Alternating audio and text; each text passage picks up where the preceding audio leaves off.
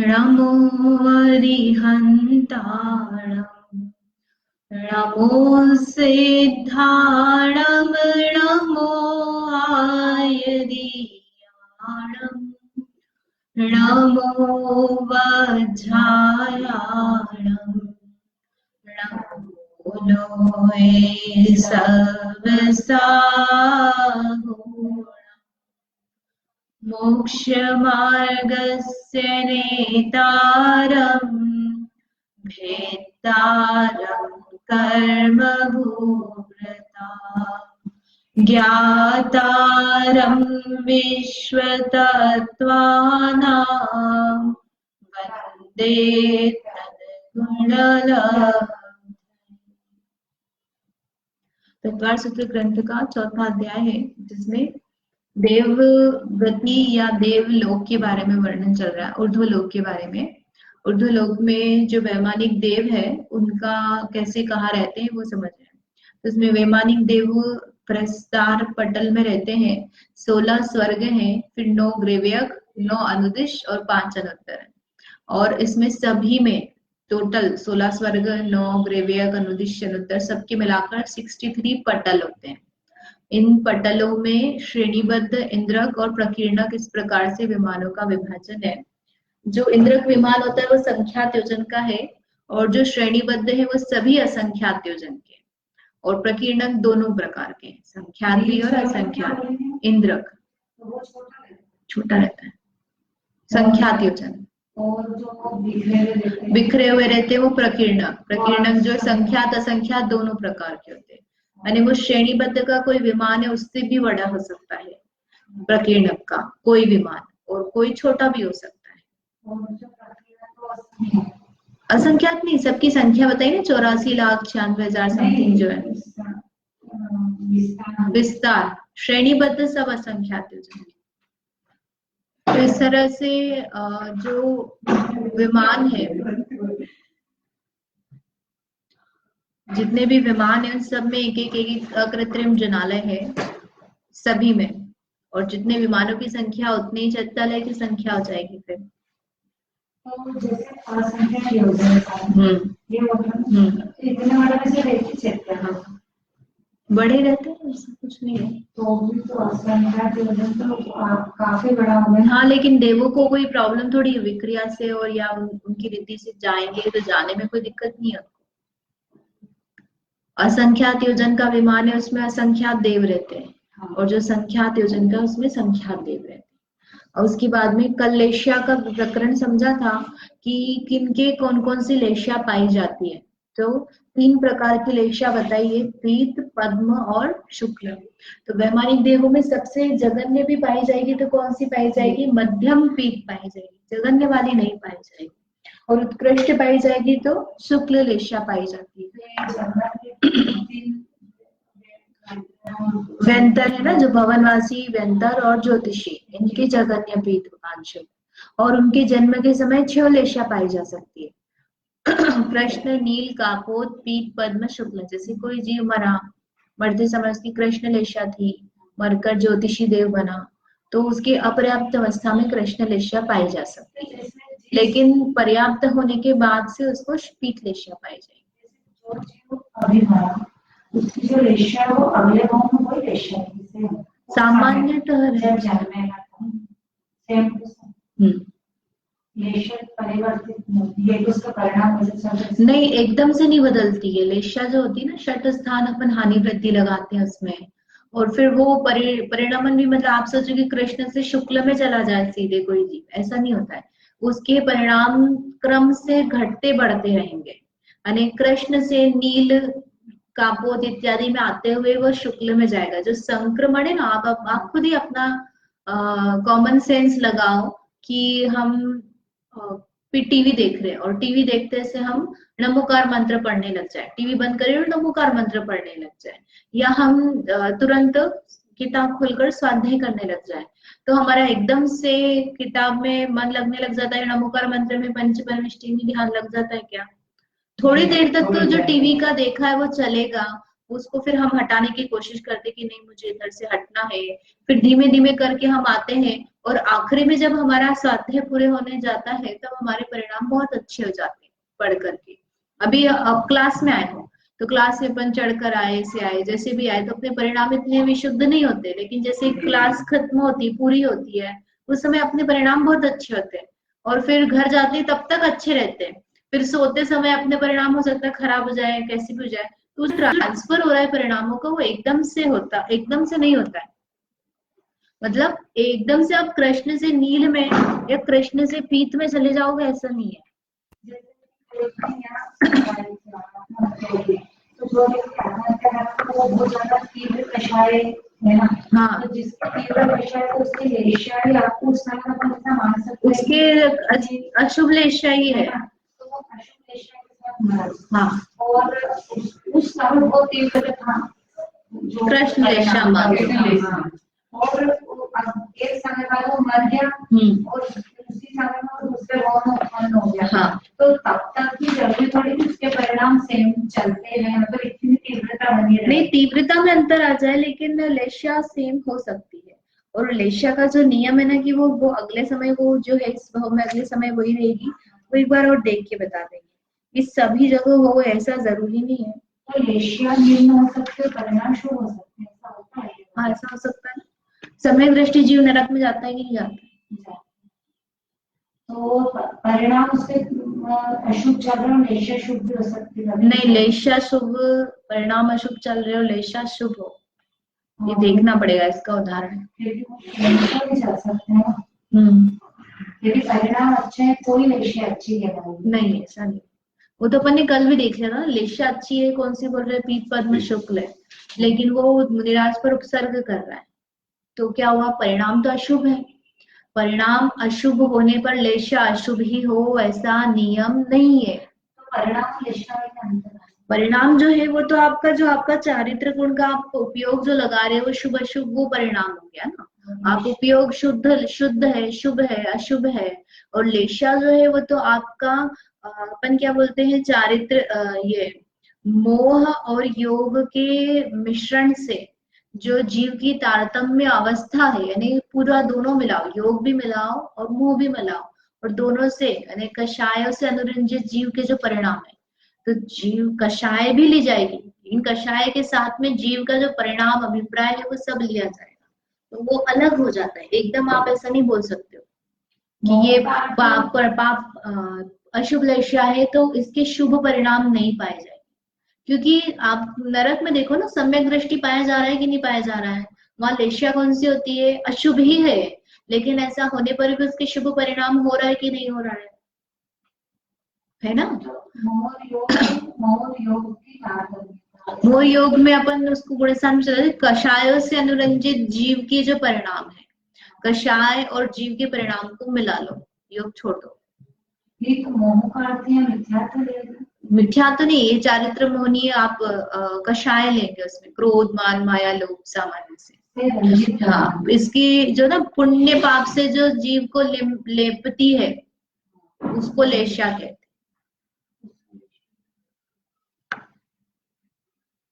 अब इसमें सूत्र अपना एक सूत्र बचा हुआ 23 नंबर का, वो सूत्र पढ़ते हैं फिर आगे चलेंगे। प्राग ग्रेवे केभ्य कल्पाहा,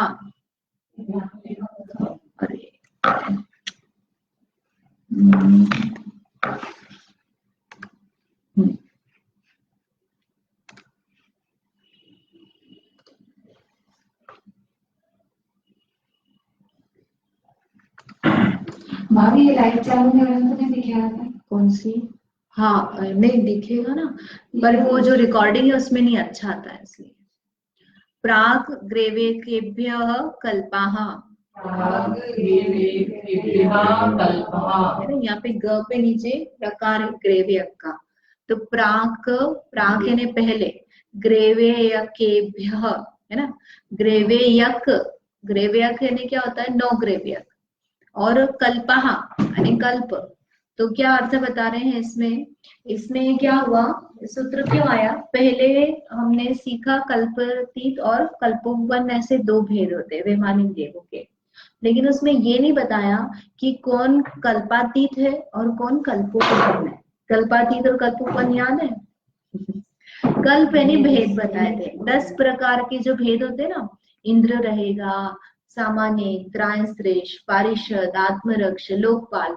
जैसे अपन ऑफिस में कैटेगरी बनाते हैं, एक बॉस होता है, एक प्यून होता है, एक मैनेजर होता है, यानी एक हायर पोजीशन पे है, उससे सब नीचे नीचे। तो जो आज्ञा चलती है वो किसकी चलती है कंपनी में? बॉस की, सीईओ और डायरेक्टर जो भी है उसकी, है ना। फिर मैनेजर रहता है और मैनेजर उसके अंडर में काम करता है, फिर मैनेजर के अंडर में भी लोग होते हैं, और प्यून जो होता है सबसे नीचे वाली पोस्ट पे होता है। तो ऐसे ही ये जो सिस्टम है, जो कास्ट सिस्टम है, अलग अलग अलग पद है जहां पर, उसको बोलते हैं कल्प। कल्प यानी भेद। तो जहां पर ऐसे 10 प्रकार की व्यवस्था है, इंद्र है, उसके बाद में उसका पुरोहित है, मंत्री है, आत्म बॉडीगार्ड है, सैनिक है, ऐसे अलग अलग प्रकार के जहां भेद बनते हैं उसको बोलते हैं कल्पोपपन्न। क्या बोलते हैं? कल्पोपपन्न। कल्पोपपन्न यानी कल्प में जो उत्पन्न हुए, जहां पर आपको इस प्रकार की व्यवस्था मिलेगी। और कल्पातीत यानी जहां पर ये व्यवस्था नहीं है, सब देव कैसे हैं? एक जैसे, किसी की आज्ञा नहीं चल रही है, कोई किसी के अंडर में नहीं है, कोई छोटा बड़ा नहीं है, उसको बोलते हैं कल्पातीत।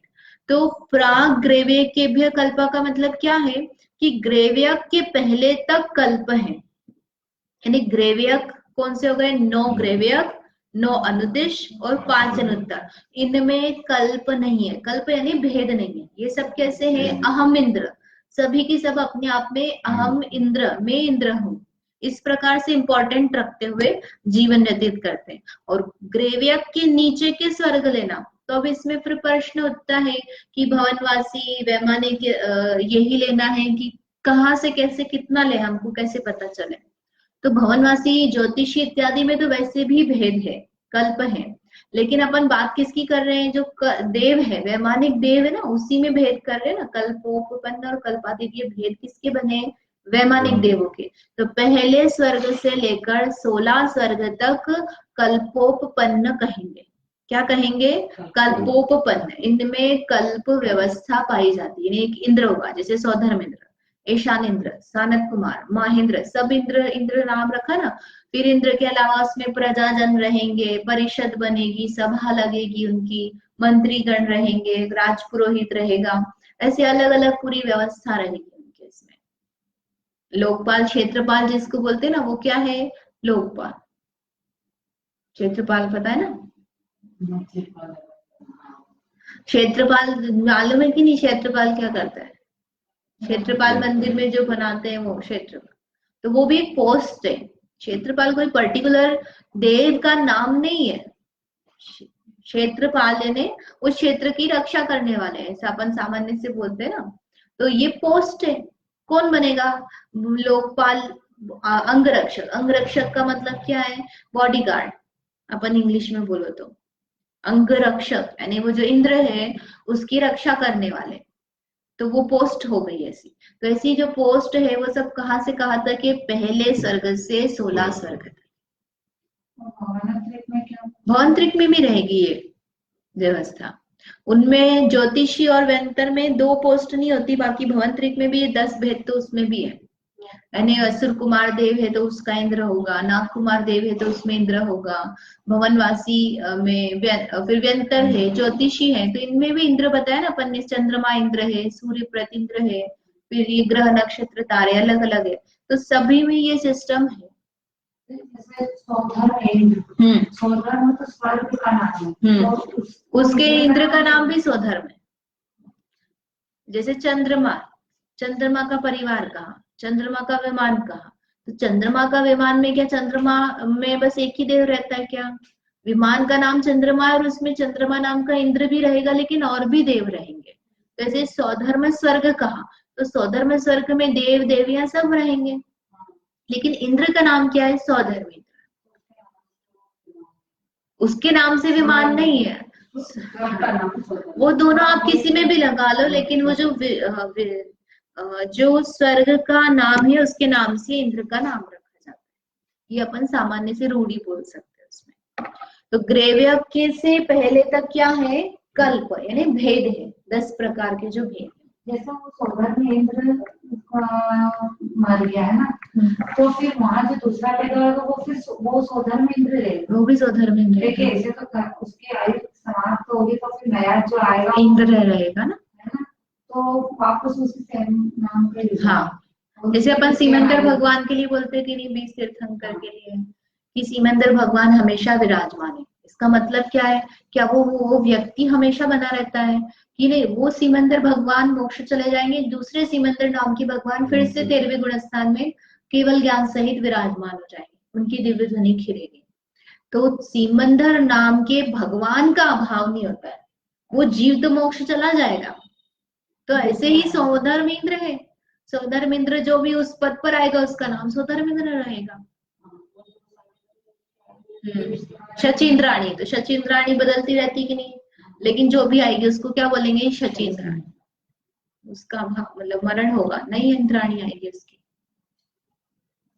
अब इसके बाद में लोकांतिक देवों के बारे में बताते हैं विशेष।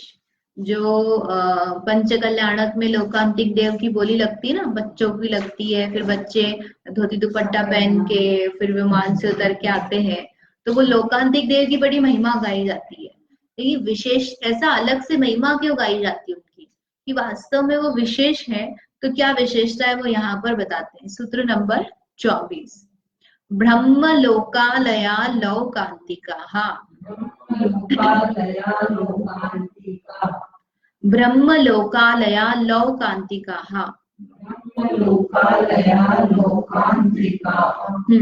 लोक अंतिका, लोक के अंत में जिनका निवास है वो लोकांतिक देव। तो लोकांतिक देवों का ब्रह्मलोक में निवास स्थान है। ब्रह्मलोक से ऐसा लगता है कि कोई अलग ही लोक आ जाता है। बेसिकली 5वें सर्ग का नाम ब्रह्म है।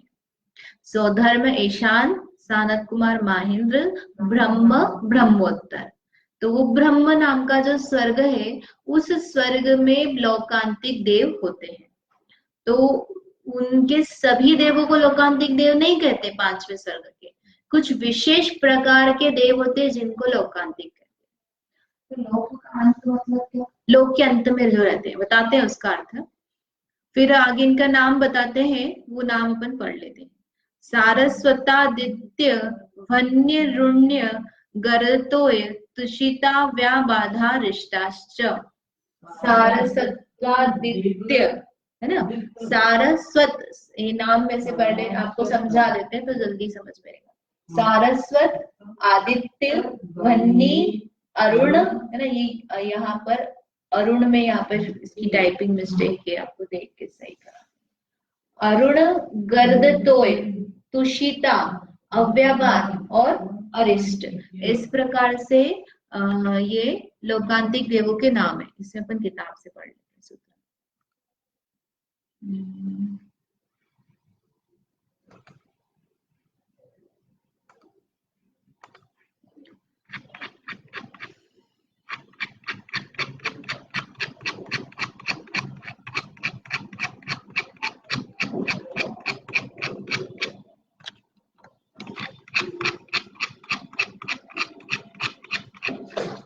साइड 20 है ना,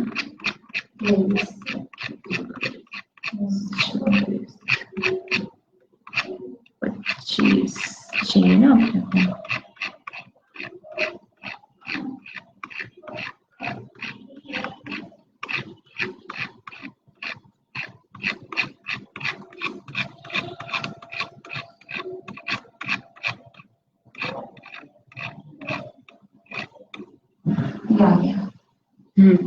वो इसमें क्या लिखा है? वन्य ऋण, ऋण युण हो गया ना, वो र है यहाँ पे दिख रहा है सूत्र। ना फिर से पढ़ते हैं। सारस्वतादित्य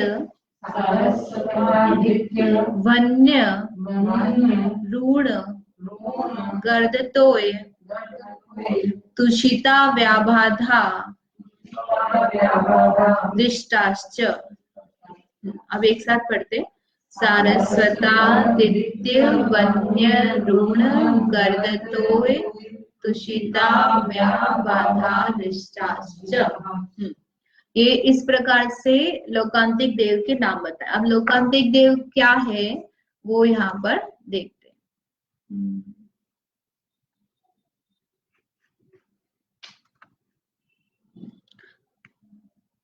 लोकांतिक देवों के बारे में क्या पता आपको? ब्रह्मचारी होते हैं ऐसा पता है सामान्य से? एक भवअवतारी कल्याणक में आते हैं। तो क्या अर्थ है लोक अंतिक? दो तरह से इसका अर्थ किया है। एक तो है लोक के अंत में जिनका निवास है, ये अपन ने सूत्र के अर्थ में भी देखा था। लोक के अंत से क्या अभिप्राय है कि जो अपन ने इनका स्ट्रक्चर समझा पटल में, कि एक बीच में इंद्रक है, चारों तरफ ये श्रेणीबद्ध है और प्रकीर्णक विमान है। तो इसमें ये हर कहीं नहीं रहते, उसमें जो बाहरी बाउंड्री है, आउटर सर्कल एक बना लो, बाहर के जो विमान है उसमें ये रहते हैं। तो बेसिकली त्रसनाड़ी तक फैले हुए विमान, त्रसनाड़ी तक वो एक पटल पूरा इस तरह से गोलाई में फैला हुआ है। तो उसमें आउटर साइड क्या हो गया? अंत हो गया उसका। तो त्रसनाड़ी का अंत हो गया ना, तो वहां एंड में रहते हैं, कहीं भी नहीं रहते हैं। तो लोक के अंत में जिनका निवास है, इसलिए इनको क्या कहा? लोकांतिक। और दूसरा क्या है? लोक का अंत जिनका आ गया है, यानी संसार का अंत जिनका निकट है। कैसे निकट है? कि बस अब वो मनुष्य बनकर मोक्ष जाने वाले, एक भवावतारी है, इसलिए कैसे है? ये लोकांतिक देव है। और क्या है? पांचवें स्वर्ग में अंत में 8 दिशाओं में निवास है। व्यवस्थित क्रम से इनके सब तरह से विमान है जिसमें ये रहते हैं। सब आ जाएंगे इसमें, ये आमने सामने की 4 आएंगे। और इनकी संख्या है, एक किसकी संख्या है? इनकी कुल संख्या 4,07,820 है। संख्याती है, ये ज्यादा नहीं है। तो कैसे है, कैसा इनका कहाँ रहते हैं वो यहाँ पर पिक्चर में दिखा है। पहले अपन ये देख लेते हैं। ये जो बीच में दिखा है क्या है? इंद्रक विमान, और ये श्रेणीबद्ध है, यानी बीच में इतने सारे ये जो है काफी सारे जो विमान है सब निकल गए। और उसके बाद ये आखिरी में ऐसा आप एक सर्कल बना लो, जो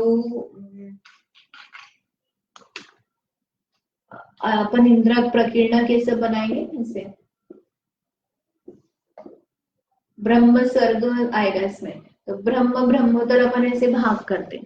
लेकिन इसमें क्या किया है इन्होंने कि यहाँ पर आखिरी में ये ऐसा बना लो खोला, और यहाँ पर जितने भी विमान आएंगे ये सब किसके हैं? लोकांतिक देव के। तो आगे ब्रह्मोत्तर में भी चलेंगे। इसको 5वें सर्ग वाले कहते हैं सामान्य से।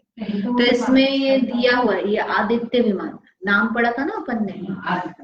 पहला है सारस्वत विमान, और इसमें संख्या दी है 1900, 700, कितने देव रहेंगे उसमें।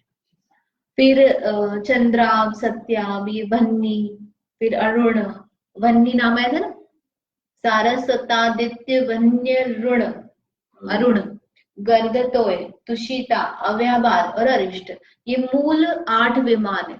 और फिर दिशा के बाद विदिशा में भी और भी विमान बताए। तो सब आप टोटल कर लो तो 4,07,000 जो उन्होंने संख्या बताई थी, उतनी संख्या इनकी बन जाती है वैमानिक लोकांतिक देव। इसमें भी लोकांतिक? हाँ, इसमें भी। तो सूत्रों में तो ये नाम नहीं आया ना, कम अलग है ये, किस प्रकार से वो देखना पड़ेगा। मुख्य 8 जो है वो बता दिए। इसमें क्या रहता है कि ये जो इतना एरिया बताया ना, ये एरिया जो होता है देवों के लिए बरमूडा ट्रायंगल जैसा हो जाता है। बरमूडा ट्रायंगल पता है क्या है? कि वहां पर जैसे कोई जहाज जाता है या एयर प्लेन जाता है, तो वो क्या होता है, उसका रडार में सिग्नल सब खत्म हो जाते हैं, उसका बाहर के साथ कोई कनेक्शन नहीं होता। उस पर्टिकुलर जगह पर जाकर के उसका अन्य दुनिया के साथ कोई संबंध नहीं बचता है, ना वो इनकमिंग है ना आउटगोइंग है। हमको वहां पर कोई है कि नहीं है पता नहीं चलता, गायब हो जाते हैं, अपने रडार से सिग्नल गायब, अपने को लगता है कि गायब हो गया, और उनके पास में बाहर की कोई वो नहीं रहती। तो इसी तरह से ये जो है ये होता है। इसमें कैसा होता है कि ये जितना एरिया है इसके बाहर में जो देव रहते हैं वो देव इधर नहीं आ सकते, ये भले ही चले जाए लेकिन ये वाले देव इधर नहीं आ सकते, इनके विमानों में नहीं आ सकते। दूसरा, ये अवधि ज्ञान भी नहीं लगा सकते, यानी यहाँ के जो देव हैं ये अवधि ज्ञान लगाना चाहिए, क्षेत्र में आता है ना, अपन देखें तो उनके अवधि ज्ञान के क्षेत्र में आना चाहिए। जो उनका अवधि ज्ञान का क्षेत्र बताया जाता है तो वो अपन राजू से बताते हैं, तो उसमें वो त्रसनाड़ी का पूरा एरिया लेते हैं। तो उनका सामान्य से तो अवधि ज्ञान में क्षेत्र आता है, लेकिन ये जो लोकांतिक देवों के विमान है उसको वह अपने अवधि ज्ञान से नहीं जान सकते, ब्लॉक हो जाता है वहां पर। वो क्या करते हैं सब उनको नहीं जान पाते, और ये अन्य इनके बारे में नहीं जान पाते, ये विशेषता है। इसके अलावा क्या विशेषता है कि ये स्वतंत्र होते हैं, स्वतंत्र होते हैं, यानी इसी लेवल पर अन्य देव होते हैं, इंद्र, इंद्राणी और जो अंगरक्षक, लोकपाल, अपन ये सब बोल रहे ना, ये सब है, लेकिन इनमें ऐसा भेद नहीं होगा। ये सब स्वतंत्र है, कोई आज्ञा में नहीं चल रहे इंद्र की कि इनको ब्रह्म स्वर्ग के देव इंद्र ने बुलाया तो इनको जाना पड़ेगा, उनको नमस्कार करना पड़ेगा, ऐसे नहीं है। और परस्पर हीनाधिकता से रहित है, जब इनमें कोई पोस्ट ही नहीं है तो छोटा बड़ा बच्चे का क्या कोई नहीं है। और ब्रह्मचारी होते हैं, ब्रह्मचारी होते हैं, इनके देवियां नहीं होती है, वैसा भाव भी नहीं आता इनके, लेकिन इनके देवियां भी नहीं है, दोनों ही चीज है, देवी भी नहीं पाई जा रही है और इनके अंदर में मिथुन सेवन का परिणाम भी नहीं है। फिर 14 पूर्व के पाठी होते हैं, जो 14 पूर्व होते हैं ना, द्वादशांगी अपन भेद करते हैं, 11 अंग 14 पूर्व, तो इनको बहुत शुद्ध ज्ञान होता है, बहुत ज्ञानी होते हैं, और सम्यक दृष्टि होते हैं सभी नियम से। कितनी अच्छी बात है, लोकांतिक देव जो है वो नियम से सम्यक दृष्टि है सभी की सभी, तभी तो एक भवावतारी बनेंगे ना, एक भवावतारी कैसे बनेंगे नहीं तो। संसार से विरक्त होते हैं, इसलिए देवों में ऋषि है, देवर्षि, देवर्षि बोलते हैं इनको। तो लोकांतिक देवों को देवर्षि क्यों बोला, क्योंकि आप देवों में देखो कितनी सारी भोग सामग्रियां उपलब्ध है, और ये सब रहते हुए भी वो क्या कर रहे हैं, साध्या इत्यादि में चित्त लगाया है, वैराग्य वाले हैं, संसार से विरक्त, इनको भोग सामग्री आदि से कोई मतलब नहीं है, देवियों से कोई प्रयोजन नहीं है, और अच्छा ज्ञान है, शुद्ध ज्ञान के धारी है। तो मुनि समान हो गए ना, जैसे अपने यहाँ पर मुनि होते हैं वैसे वहां पर वो ऋषि जैसे हो गए। देवों में कोई पवित्र आत्मा हो गई तो ये लोकांतिक देव हो गए। ये सर्वार सिद्धि आदि के तो होते ही ऊपर, लेकिन ये नीचे के स्वर्ग जो 16 स्वर्ग है उसमें ये अच्छी उत्तम आत्मा है, इसलिए इनको क्या बोला है, देवों में ऋषि। ऋषि नहीं हो गए क्योंकि संयम नहीं धारण कर सकते ना वहां पे, जो 5 इंद्रिय संबंधी है, जैसे कि अपने को भूख लगती है तो अपन उपवास कर कर नहीं भी खाए तो अपने को पुण्य लगता है, लेकिन देवों के यदि विकल्प आता है तो क्या होता है, अमृत झड़ जाता है, वो संयम नहीं धारण कर सकते। लेकिन ऐसा होने पर भी इनके जो परिणाम इत्यादि है उसके कारण से इनको देवों में ऋषि कहा है। गुणस्थान तो चौथा ही रहेगा, गुणस्थान कम नहीं हो जाएगा। और तीर्थंकरों के तप कल्याणक में ही आते हैं, ये भी कैसे हो गए, विरक्त है तो इनको प्रयोजन ही नहीं कहीं आने जाने से, को परिणाम ही नहीं आता है, तो इसलिए किस में आते हैं, ये सिर्फ तप कल्याणक। तप कल्याणक में भी क्या होता है वहां पे, भगवान के तप कल्याणक में पालकी नहीं, जब दीक्षा लेने वाले होते हैं तब जो अपन 12 भावना का चिंतन करते हैं ना, तब उसमें अनुमोदना करते हैं कि जो आप कार्य कर रहे हैं उत्तम कार्य है। कौन सा कार्य, दीक्षा लेने का। संसार में कुछ सार नहीं है, सुख नहीं है, सुख होता तो इसको छोड़ा क्यों जाता, इसी से सुख हुआ जाता, सुख तो वास्तव में अपनी आत्मा में ही है। इस प्रकार से आप जो दीक्षा लेकर के संसार का अंत करने के लिए चले, बहुत उत्तम कार्य है। इस प्रकार से जो अनुमोदना है वही लोकांतिक देव करते हैं।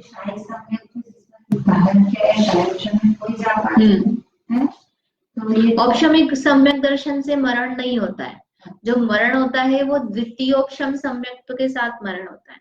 तो उपशम वाला तो जाएगा ही नहीं ना, यहाँ पर जो आएंगे या तो वो शायिक सम्यक दृष्टि होगा या शायोपशम होगा, दोनों में से कुछ एक हो। और ये जो मिराज आते रहते हैं पूर्व में, बाघ इनके साथ कोई जाते हो गए ना 5वें इसमें गृहस्थ जो सामने, क्योंकि गृहस्थ वाला तो 5 मोस्टली ऐसा, जैसे ब्रह्मचारी होते हैं ना, तो पूर्व में भी वो ब्रह्मचारी जीव कोई है ऐसा समझ में आता है। उस नियम नहीं देखा इसका कि कौन जाता है, लेकिन सामान्य से ये समझ में आता है कि मतलब कोई ब्रह्मचारी व्यक्ति मुनि भी हो सकता है, श्रावक आर्य का ये भी हो सकते हैं, कोई छेद ले, स्त्रीलिंग छेद करके वहां पर मतलब पांचवें वाला भी जा सकता है, क्योंकि पांचवा ही स्वर्ग है ना, इसलिए। नहीं, पर जैसे बहुत उत्कृष्ट है ना, उत्कृष्ट क्या है? जैसे मतलब ब्रह्मचारी रहते हैं। हाँ, मतलब इनकी पूर्व संस्कार भी अपन बोले ना, पूर्व संस्कार की बात करें तो पूर्व में वो रहे ब्रह्मचारी, उस अपेक्षा से उन्होंने आयु बांधी और आ गए लोकांतिक देव बन गए। ठीक है, ये कम रहते हैं ना, कम संख्यात है इनकी, संख्यात संख्या है 4,08,000। तो इनकी जो आयु है वो भी बहुत ज्यादा नहीं रहती, तो जाते रहते हैं। 5 भरत 5 ऐरावत ये है, विजय क्षेत्र है, तो कहीं पर भी उत्पन्न होकर मोक्ष जा सकते हैं। ऐसा ही थोड़ी कि सिर्फ भरत क्षेत्र वहां चौथे काल में तभी उत्पन्न होंगे, विदेश क्षेत्र में तो परमानेंट चल ही रहा है ना, तो आयु पूरी होगी निकल जाएंगे, नया कोई आ जाएगा जी, तो उसमें कोई बाधा नहीं है। और ये सब से दर्शन वगैरह करने और ये वाले स्वर्ग से ये जा सकते हैं। दर्शन करने जाते नहीं है, ये कहा ना कि सिर्फ तप कल्याणक में ही आते हैं। नहीं तो ये तो आप अपने यहाँ पे तप कल्याणक में आते हैं, जैसे वहां पे जैसे नंदीश्वर पे इधर ऐसा आता नहीं है, सिर्फ वो नीचे आ रहे हैं, मतलब विकल्प संसार से विरक्ति है ना, वो अपने अवधि ज्ञान से वो जान सकते हैं नंदीश्वर दीप आदि को, उसमें भी बाधा नहीं है, तो वो जाते ही होंगे ऐसा देखने में नहीं आता है कि जाते हैं, जा सकते हैं लेकिन जाते नहीं है शायद, क्योंकि क्या है कि सिर्फ तप कल्याणक का लिखा ना, तप कल्याणक में ही आते हैं। जैसे सरवार सिद्धि के देव है, तो वो भी कैसे विरक्त, उनको तो भाव ही नहीं आता तप कल्याणक मोक्ष कल्याणक किसी कल्याणक में आने का भाव नहीं, और इनको तो भाव आ जाता है तो तब कल्याणक में आ जाते हैं। तो ये स्वर्ग से नीचे नंदीश्वर, स्वर्ग से नीचे मध्य लोक में ना नंदीश्वर दीप, मध्य लोक के 458 चैत्यालय के अंदर नंदीश्वर दीप आ जाता है। ठीक है, छूट गया आपका नंदीश्वर दीप, कभी रहेगा तो फिर देखेंगे, रिवाइज करेंगे। इसको यहीं तक रखते। अब इसके बाद में कौन जीव स्वर्ग में आएगा तो कहाँ जा, मतलब कौन से स्वर्ग में कौन सा जीव जा सकता है, और वो स्वर्ग का जीव निकलकर क्या क्या बन सकता है, कौन कौन से स्वर्ग का वो बचा है, तो वो अपन आगे करेंगे। आयु भी बची है इसमें। जावाणी के ज्ञान ते सूझे लोकालोक, सो वाणी मस्तक सदा देत